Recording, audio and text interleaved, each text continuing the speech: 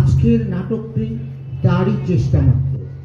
এতে নেই কোনো সূক্ষ্ম চিন্তার খোড়া বা ভাবনা, আছে শুধু তাৎক্ষণিক মজা। আপনারা যদি সেই মজাটা পান তবে এই নাটকের সার্থকতা। শুরু হচ্ছে আজকের নাটক চক্ষুদার।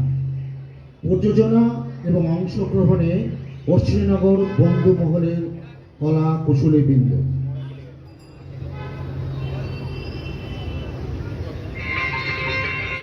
যে বিতর্ক সভা আজকে আমরা আয়োজন করেছি তার জন্যে প্রথমে মাইকগুলো একটু টেস্ট করে নিচ্ছি।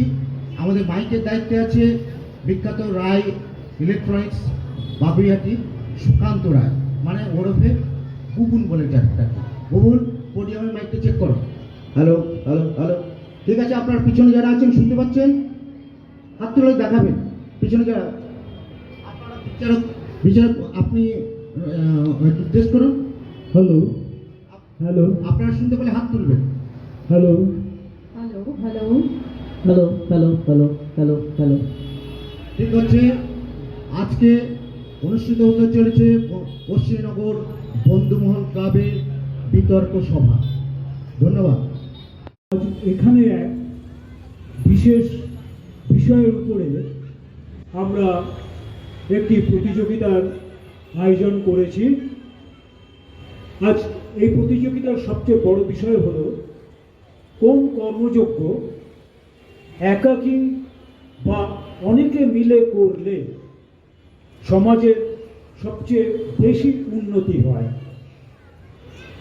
আচ্ছা, এখানে তো প্রতিযোগী হিসাবে অনেকেই নাম দিয়েছিলেন, কিন্তু আমি উপস্থিত দেখছি মাত্র 4 জনকে।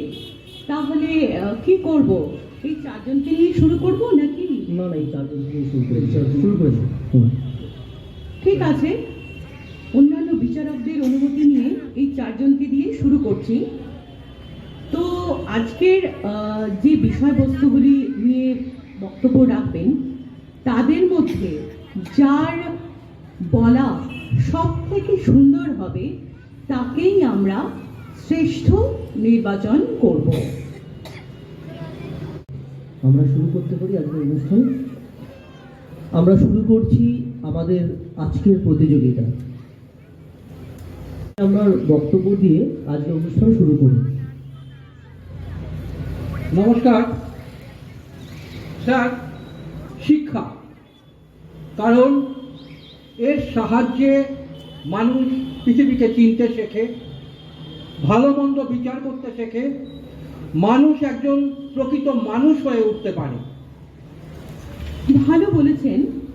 তবে আমাদের দেশের মহিলারা কি পুরুষদের মতন সমান সুযোগ সুবিধা পায়, বিশেষ করে গ্রামাঞ্চলে? ম্যাডাম, শহরে সে বিভেদ না থাকলেও শিক্ষার অভাবের ফলে গ্রামের বাবা মায়েরা তাদের কন্যা সন্তানকে অবহেলিত করে। ঠিক আছে, সুন্দর বলেছেন আপনি। আপনি এবার বুঝতে পারেন। 2 নম্বর, আপনি আপনার বক্তব্য পেশ করুন। নমস্কার স্যার। পূজা। তা হঠাৎ এত বিষয় থাকতে পূজা কেন? পুজোতে মানুষ নিজেকে এবং অন্যদেরকে মন শান্ত রাখতে সাহায্য করে। বিভেদ ভুলে একাত্মতার সঙ্গে মনকে শান্ত রাখতে পারে। তা এতে উন্নতি কোথায়? মানসিক উন্নতি, একাগ্রতার উন্নতি, বিভেদ ভুলে একাত্মতার উন্নতি। কিন্তু আমি দেখেছি বিভিন্ন পুজো মণ্ডপে মহিলাদের অংশগ্রহণের সংখ্যাটা অতি সামান্য। মহিলারা ঘরের কাজকর্মের জন্য এবং সন্তানের লেখাপড়ার জন্য তারা পুজো ঠিক জড়াতে চান না। না, আমি মনে করি পুজো মানেই কিন্তু জুলুমবাজি, জোর করে চাঁদা তোলা, রিক্সা, অটো, বাস রাস্তায় থামিয়ে যানজটের সৃষ্টি করা, আর সারা রাত মাইক বাজিয়ে অসুস্থদের আরও অসুস্থ করে তোলা, আর তার সাথে তো আছে আখেরে গোছানো। স্যার, কর্পোরেট পুজো সম্বন্ধে আমার কোনো ধারণা নেই, কিন্তু আমাদের ক্লাব, আমাদের পাড়ার পুজোয় আমরা সবাইকার সম্মতিতেই চাঁদা দিই। আর রাত 10টার সময় মাইককে আস্তে করে দেওয়া হয়, যাতে আনন্দটুকু থাকে আর কারো অসুবিধার সৃষ্টি না হয়। আর 12টার পর তো পুরোই বন্ধ। আর পকেটে ঢোকার কথা বলছেন, সে পুজো শেষে যখন আমরা হিসেব করতে বসি, তখন পকেটে ঢোকা তো দূরস, কিছু পকেট থেকেই বেরিয়ে যাবে। আর যানজটের জন্য সমস্ত পুজো কমিটি থেকে এবং সরকারের দ্বারা সিকিউরিটি স্টাফ নিযুক্ত করা হয়, যাতে যানজটের কোনো প্রশ্নই না হয়। বাহ, বেশ ভালোই বলেছেন, আপনার যুক্তিগুলো বেশ ভালো। এবার আপনি বসুন।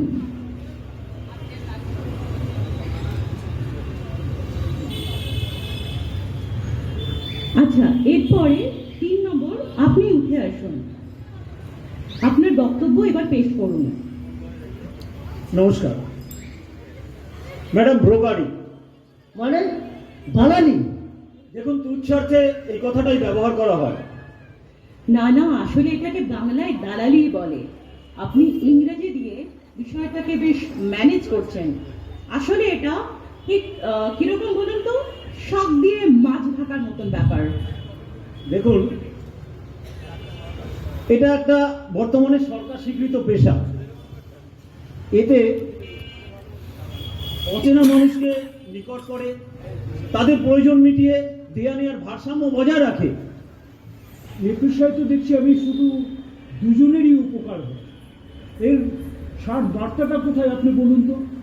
স্যার, ধরুন একটা মার্কেট কমপ্লেক্স, বা ধরুন একটা বিশাল হাউজিং কমপ্লেক্স, দেখবেন এর সঙ্গে বহু বড় বড় সংস্থা যুক্ত আছে, এবং সেই সব সংস্থায় যেসব ব্রোকাররা রয়েছে তাদের সংখ্যাও কিন্তু খুব একটা কম নয়।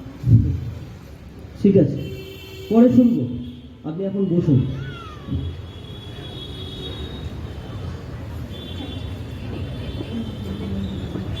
4 নম্বর, আপনি আপনার বক্তব্য পেশ করুন।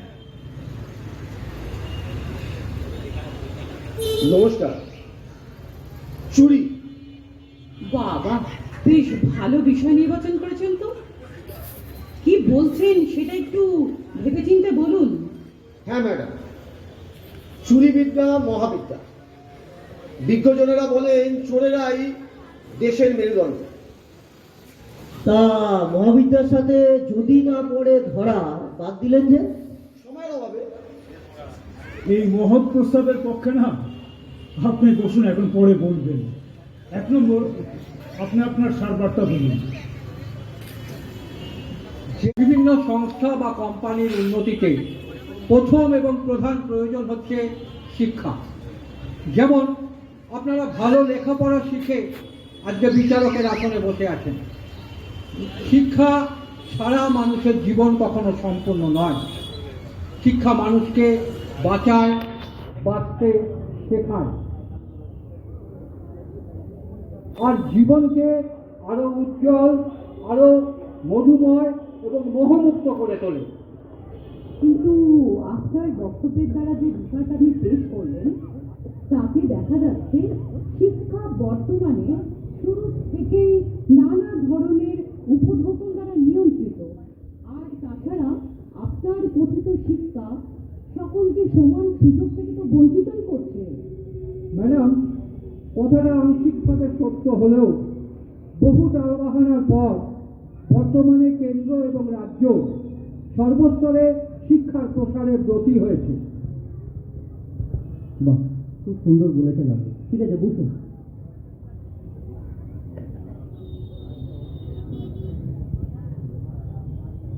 2 নম্বর, আপনি এবার পুজোর উপযোগিতার কথা একটু বলুন আমাদের।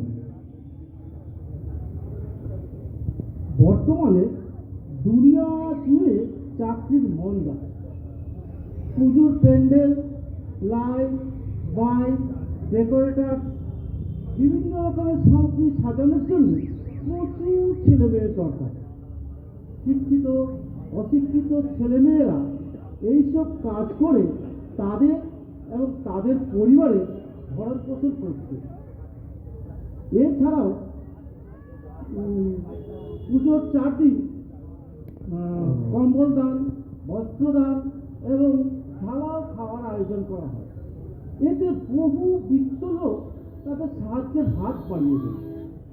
পুজো না থাকলে এরা এই গরিবদের সাহায্যে এই টাকাটা আসতোই না।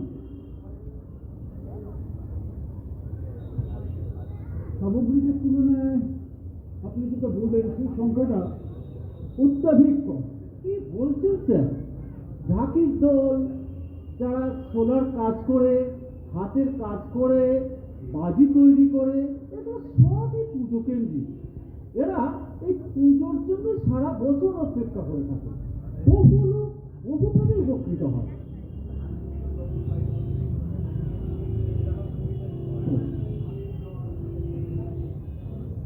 ঠিক আছে, আপনার কথা পরে শুনবো। আপনি এবার বসুন।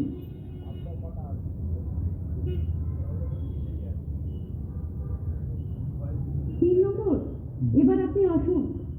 দালালির যে ভালো দিকগুলোর কথা আপনি বলছিলেন সেগুলো এবার পেশ করুন।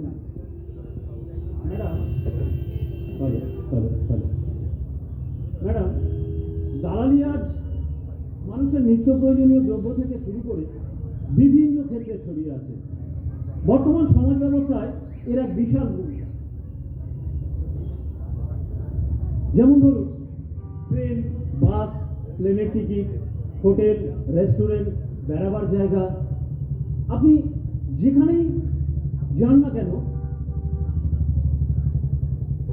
আপনি দেখবেন এই প্রতিটি ক্ষেত্রে দালালের মাধ্যমে আপনি সঠিকভাবে সব জিনিসগুলো খুব সহজেই পেয়ে যাচ্ছেন।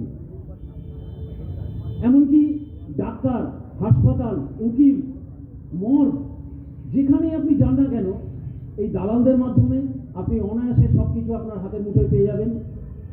আর আপনি যদি সরকারি বেসরকারি কোনো প্রতিষ্ঠানে কাজ করবার কথা ভাবেন, তাহলে দেখবেন সেই প্রতিষ্ঠানেরই কিছু কর্মী আপনাকে এই দালালের মাধ্যমেই সব কিছু আপনার যে কঠিন কাজ তাকে সহজ করে দেবে। আর পরিবর্তে তারা নিজেরাও কিছু উপরি উপার্জন করবে।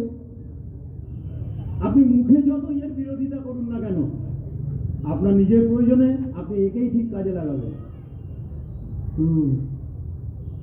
ঠিক আছে, আপনি বসুন। অনেকটা বলেছেন আপনি, আপনি বসুন এখন।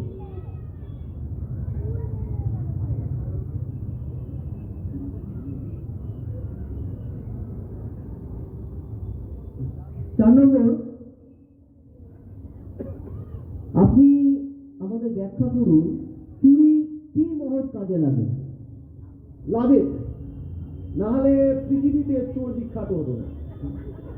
আপনারা চল সৌভাগ্যের কথা শুনেছেন স্যার? এটা একটা আর্ট, মানে শিল্প। আচ্ছা ধরুন একটা লোহার কাঠি, সেটা দিয়ে যে কোনো তালা আপনি খুলতে পারেন, খুলে ঘরে ঢুকিয়ে যেতে পারেন। আবার ধরুন আপনি একটা উঁচু দেয়াল, টিকটিকের মতো দিয়ে উঠলেন, উঠে নিঃশব্দে আপনি দরজা জানলা খুলে আপনি ঘরে ঢুকে যেতে পারেন। তারপরে ধরুন একটা নোট কিংবা গুরুত্বপূর্ণ কাগজ, সেই কাগজের ওপরে একটা কাপড় দিলেন, তারপরে ব্লেড দিয়ে সেটাকে কাটলেন, দেখবেন কাপড়টা কেটে যাবে কিন্তু ওই গুরুত্বপূর্ণ কাগজ কিংবা নোটটার কোনো ক্ষতি হলো না। যেমন ধরুন ডাবের খোলা, তার মধ্যে একটা কয়েন ফেলে দিলেন, আর খোলার ওপরে মুখে একটা গর্ত থাকে, তার ভেতরে কিছু কালি লাগিয়ে দিন, তারপরে হাত দিয়ে ওই কয়েনটাকে একবার তুললেন, আবার নামালেন, অথচ দেখলেন হাতের কোথাও কোনো জায়গায় কালি লাগলো না। এর জন্য কি চাই জানেন? নিরল পরিশ্রম, একাগ্রতা। এটা এত সহজে করা সম্ভব নয়। কিন্তু আপনার বক্তব্য কিন্তু বেশ কৌতুকপূর্ণ। আচ্ছা, তাহলে কি শিশুকে ছোট থেকেই চুরি শেখাতে হবে? চুরিটাকে পেশা করতে হবে? আপনার কথা মানলে তো সেটাই দাঁড়াচ্ছে, তাই না? ম্যাডাম, আপনি চাইলেই ওই একটা শিশুকে সত্যিকারের চোর বানাতে পারবেন। এর জন্য চাই ধৈর্য, মেধা, শিক্ষা এবং নিরলস পরিশ্রম। এত সহজ নয় ম্যাডাম। কিন্তু তো তুমি কারোর উপকারে তো লাগে না, শুধুই লয়। আর সেই জন্য কাউকে ছোটবেলা থেকে চুরি শেখানো হয় না। যাকে আপনি এখন বসুন। ঠিক আছে স্যার। আপনি আপনার বক্তব্য পেশ করুন। লেখাপড়া শিখে আজ কেউ ডাক্তার, কেউ ইঞ্জিনিয়ার, কেউ ব্যবসায়ী বা কেউ আর্কিটেক্ট হয়ে নিজের অর্থনৈতিক অবস্থার উন্নতির সাথে সাথে দেশের অর্থনৈতিক উন্নতিরও সহায়তা করে, দেশকে সামনের দিকে আরও এগিয়ে নিয়ে যেতে সহায়তা করে। তাই আমার মতে শিক্ষাই হচ্ছে আদর্শ কর্মযোগ্য। বেশ ভালোই তো বলছিলেন। আপনার তো সময় এখনো শেষ হয়ে যায়নি, আরো তো বলা যেত। আর তাছাড়া আপনার বক্তব্যের দ্বারা শিক্ষার দ্বারা দেশের অর্থনৈতিক অবস্থার উন্নতিটা যে কিরকম হবে সেটা তো স্পষ্ট করে বোঝাই গেল না। যাকে ঠিক আছে, আপনি এখন বুঝতে পারেন।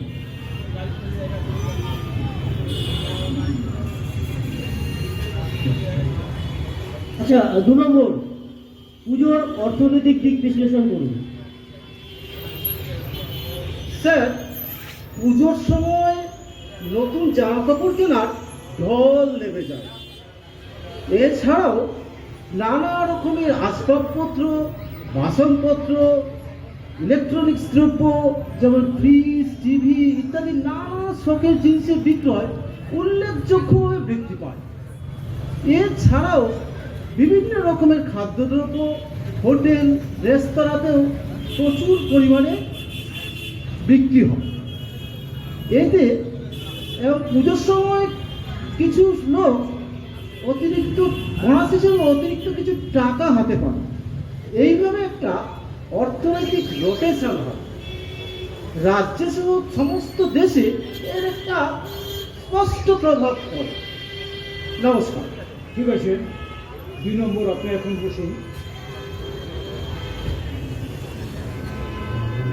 3 নম্বর, আপনি আপনার সারবার্তা বলুন।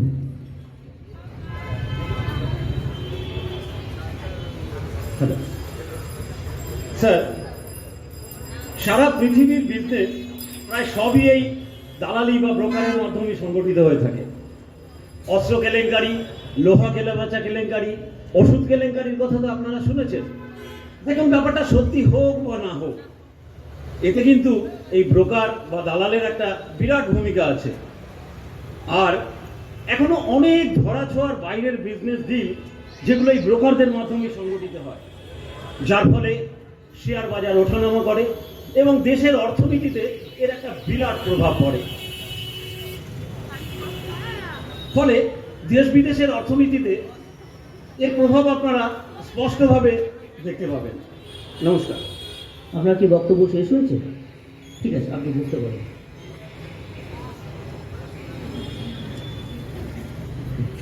4 নম্বর, চুরির অর্থনৈতিক উপকারিতা বলুন। স্যার, চুরির কারণে এই যে সিন্দুক, আলমারি এসব সমস্যা তৈরি হয়েছে।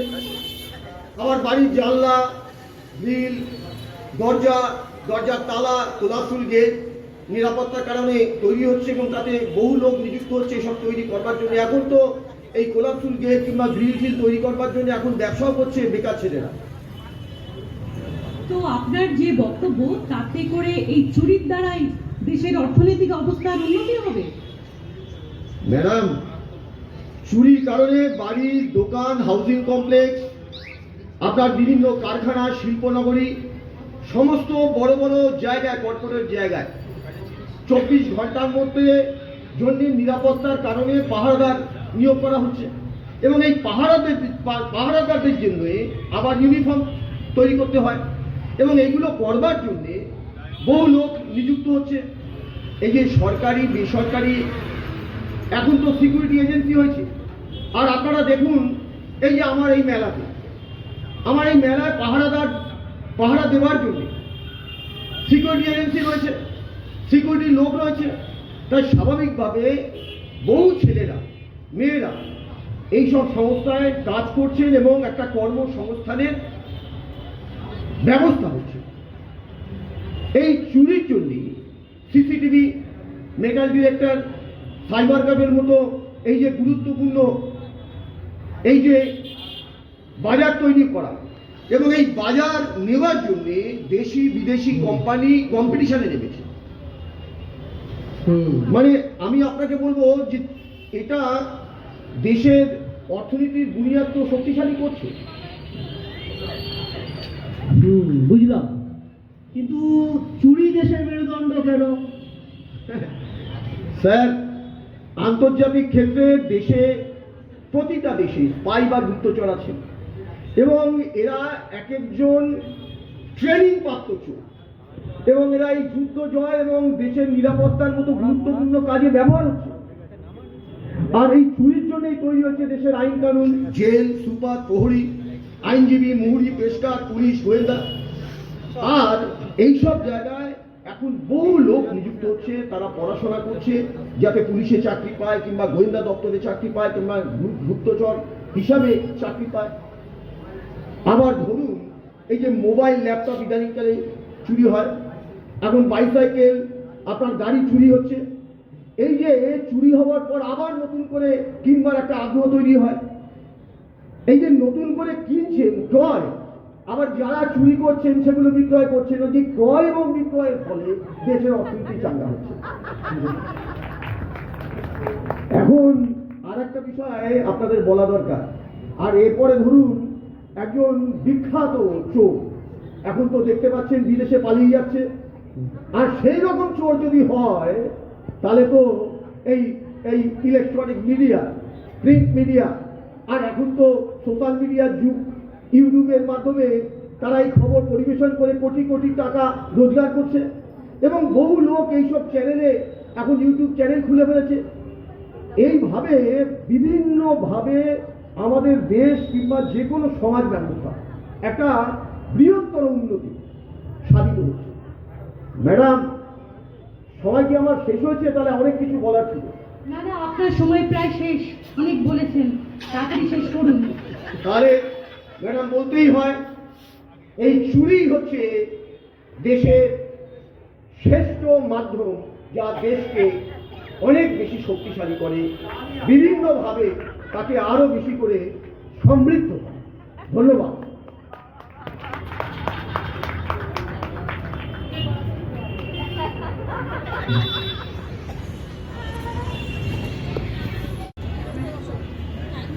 আচ্ছা, মোটামুটি সকল যুক্তি তর্ক বিচার করে আমরা একটা সিদ্ধান্তে উপনীত হলাম, কিন্তু আমাদের এই সিদ্ধান্তের সঙ্গে আপনাদের সিদ্ধান্ত নাও মিলতে পারে। তবুও সিদ্ধান্ত আমাদের, সেটা আমরা প্রকাশ করছি এবার। কিন্তু এখানে উপস্থিত যারা যারা আজকে বক্তব্য রাখলেন তাদের যুক্তির উপর নির্ভর করেই আজকের বিচার। এ ব্যাপারে হয়তো আরো অন্য কোনো বিষয় নিয়ে বলতে পারতেন বা তাদের যুক্তিটাকে শ্রেষ্ঠ বলে পরিচয় দিতে পারতেন বা প্রমাণ করতে পারতেন, এ ব্যাপারে কোনো সন্দেহ আমাদের নেই। তাই আজ এখানে আমাদের বিচারের যুক্তিতে এই সিদ্ধান্ত হয়েছে যে চুরি অর্থাৎ চক্ষুদান এই প্রতিযোগিতায় জয়ী। আপনাদের ধন্যবাদ। নমস্কার। এখানে উপস্থিত সকল দর্শকবৃন্দ এবং প্রতিযোগীদের জানাই আমাদের পক্ষ থেকে আন্তরিক শুভেচ্ছা এবং অভিনন্দন। ধন্যবাদ।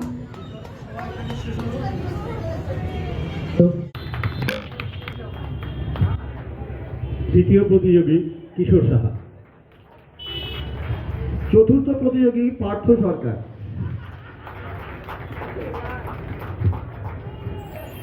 এক নম্বর বিচারপতি অতনু ঘোষ। 2 নম্বর বিচারপতি অপর্ণা কর্মকার। নমস্কার, 3 নম্বর বিচারকের ভূমিকায় আমি অরিন্দম সরকার। আপনাদের কেমন লাগলো আমাদের নাটকটি? আপনাদের প্রত্যেককে আমাদের শুভেচ্ছা ও অভিনন্দন। আপনারা আরো আমাদের সবার প্রিয় প্রতীক দা প্রতীক গুহ, এবং এমন একটা মানে ওনার লেখনী নিয়ে বেরিয়েছে, প্রথমে আমি স্ক্রিপ্টটা পেয়ে অবাক হয়ে গেছিলাম যে এরকমও ভাবনা হতে পারে। তো সবাই মিলে ওনাকে একটু করতালি দিয়ে একটু ওনাকে উৎসাহিত করবেন। এরকম আপনাদের প্রেরণা পেলে আরো এরকম হাসির নতুন নতুন বিষয় নিয়ে দেখার চেষ্টা করব। ধন্যবাদ।